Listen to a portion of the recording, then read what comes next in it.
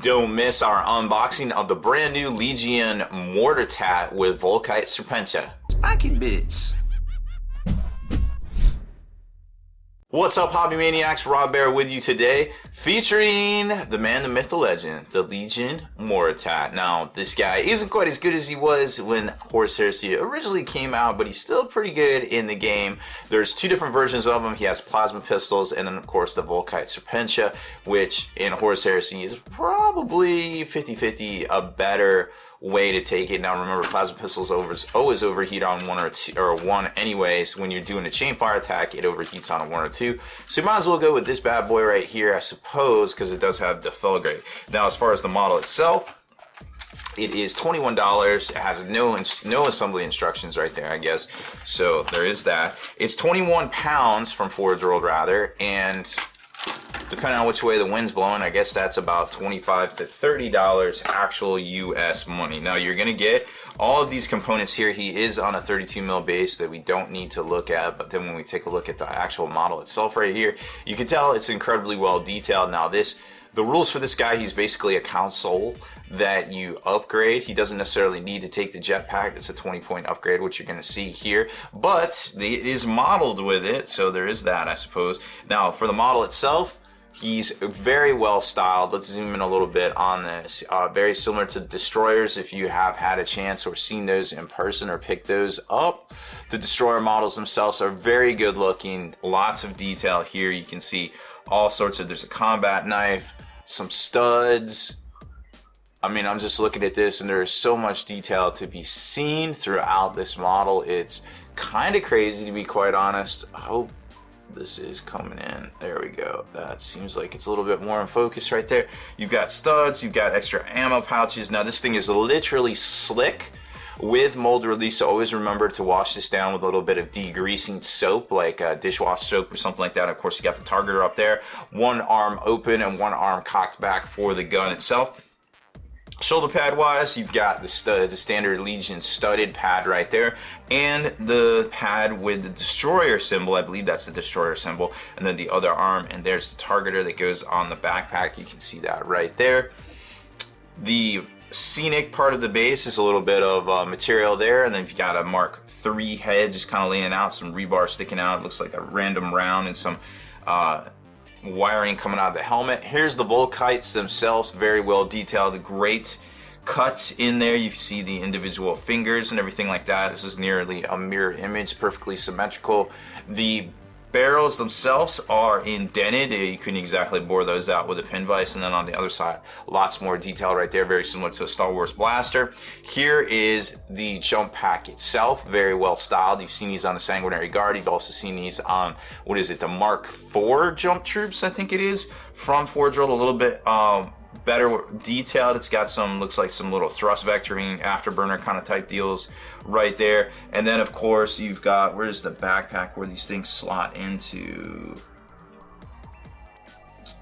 Can't see it, huh? That's weird. This is, oh, okay, so this is optional. So you don't have to use this. Remember, you can equip this for 20 points. You can just put a regular backpack on them, because the ammo feeds for the Vulkite actually slot into the power armor itself right there. So there's where the ammo feeds go into. Okay, that's cool. That's good to know. And then speaking of ammo feeds, here they are. You're gonna have to bend them with a little bit of heat or hot water. So there, these are, oh my gosh, they're so slick, and they're actually sticky. They have so much mold release on them. So these are gonna lock into what it looks to be, let's see, that's gonna lock into right here. Yep. That's gonna lock into these pieces right here, because they got those little shallow grooves right there. So that's gonna be how that works. And then these are gonna loop around to the front. Make sure you line up each one, because it looks like they have specific ways of locking in. And then the front is going to lock in something like that. Now let's take a look at the little, where's the little card, just to see if we can glean. Yeah, so it looks like from this, it locks in like kind of an upper curve kind of fashion right there. So the upper curve goes in, so make sure when you're bending this all out that you do that correctly. And there you can see the targeter that goes right on top of the backpack, which technically you don't have to use. He doesn't have to have a jump pack. He can have just a regular normal backpack, and then I'll save you 20 points from the console upgrade right there. Let's lock this guy back down and take a look at his rules. We're busting out the red book here from Horus Heresy. Now, like I said, he is a console upgrade, or excuse me, Legion Centurion upgrade for a console. So he starts at the base, 50 points. Here's the stat lines right across here. He's a support officer. So he's got standard, pretty much, you know, a sergeant or like elite kind of level. I guess he's like a low HQ kind of captain type deal, basically. So strength 4, toughness 4, 2 wounds, initiative 5, 3 attacks, leadership 9. But this key here is 2 wounds because you could get hot, and that could be bad if you fail your 3-up save. So like I said, got a lot of upgrades here. You can get the jump pack for 20 points, which you may or may not actually want. Your weapon, your Vulkite Serpentia, is going to be an extra 5 points per pistol. You can exchange your bolt pistol and or chainsword in combat value for one of the following. So it's going to cost you a 10-point upgrade. So with the jump pack, you're already at 80 points right there. There's other things that tell you cannot have based on the Moritat rules, which are boom right there.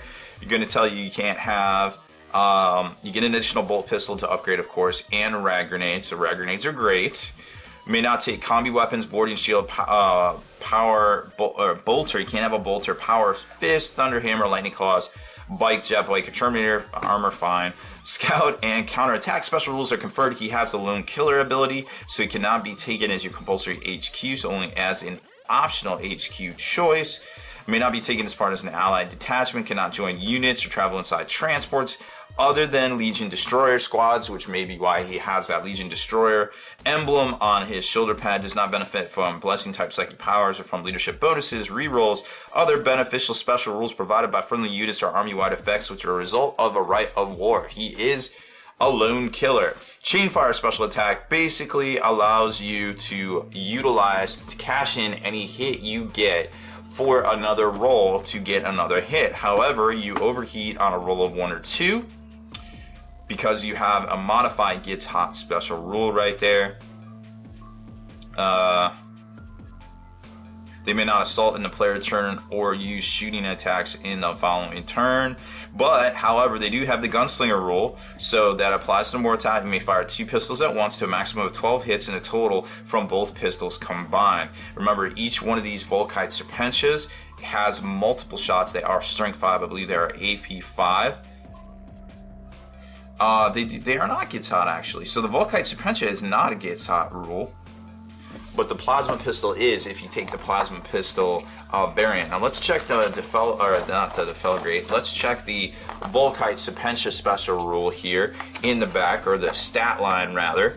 And you will see that it is a 16-inch range, strength 5, AP 5 pistol with deflagrate. So you're going to be able to pop off a lot of shots. Who cares if you miss? It doesn't get hot. So like I said, we all know what the stat line of a plasma pistol is. But this one has deflagrate. So for every unsaved wound, you have to make another armor save or suffer an additional wound. Now you can't go infinite with those either, but the odds are that you're going to take some. Strength 5, remember these guys have rag grenades too, so keep that in mind. So that's a pretty good little shooting attack. You can whittle down some little 5-man squads and take objectives and things into Horus Heresy. Of course, if you are going to run with the plasma pistol itself, I don't even know if they have the plasma pistol separately in here because it's so standard in the normal rule book. No, I wouldn't think so. So we all know what a plasma pistol does, 12-inch range. It gets hot, but unfortunately, it's only 12-inch range. It gets hot, so it's going to have that chain attack, so it's going to be gets hot on a 1 or 2, but it is AP 2 because it is plasma, which could be very dangerous to both the Moritat himself as well as his enemies. So, you know, you have to make a normal save. if it does overheat, or else he is dead. So you have a couple of chances to make that, but you know, overall, I think it's a great looking model. Who doesn't like a dude with a bunch of guns and ammo feeds just kind of leading right up into that? So very cool model from Forge World. Been waiting for this guy for a long time. Lots of options for him. Very characterful, and it screams heresy all over them. And then of course you can, you know, you can convert him up to be Deadpool or something like that if you really wanted to, or Deadshot or Deadeye. If you like all of our video features here on the channel, make sure you subscribe to us and support us over on patreon.com/spikybits to receive a monthly shipment of miniatures to your door. We also have some quarterly options, so you get some mini armies showing up just for helping to support what we do here on YouTube as well as the site. And head on over to thelongwar.net. That's the home of the battle reports for exclusive content, early access videos, and more. Become a veteran of the Long War today.